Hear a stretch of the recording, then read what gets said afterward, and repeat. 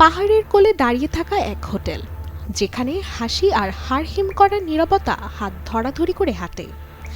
দরজা খুললেই ভেসে আসে পুরনো দিনের আভিজাত্য, আর করিডোরের ছায়ায় লুকিয়ে থাকে অজানা রহস্য।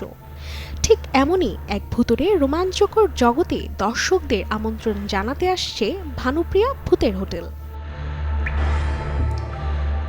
প্রচারের স্বার্থে ইতোমধ্যে মুক্তি পেয়েছে ছবির টিজার। হরর কমেডি ও রোম্যান্সের মিশেলে যেটি কৌতূহল জাগিয়েছে সিনেমা প্রেমীদের মনে। ভানুপ্রিয়া ভূতের হোটেল ছবিটির টিজারে দেখা যায় হোটেলটি পরিচালনা করেছেন এক দম্পতি, কাঞ্চন মল্লিক ও অনামিকা সাহা।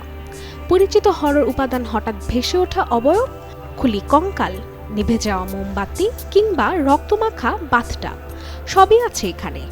তবে চরিত্রগুলোর অভিব্যক্তি আর প্রতিক্রিয়ায় বুঝিয়ে দেয় ভয়ের ভেতরেও রয়েছে হাসির ছোঁয়া।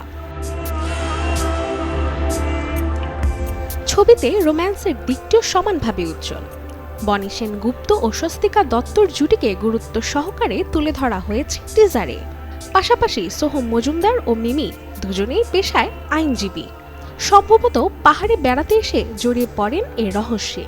তাদের পেশা গল্পে কিভাবে প্রভাব ফেলবে সেই উত্তরও মিলবে সিনেমার পর্দায়।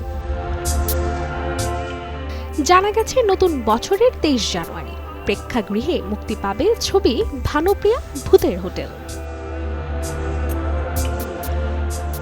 Desk report, channel 24।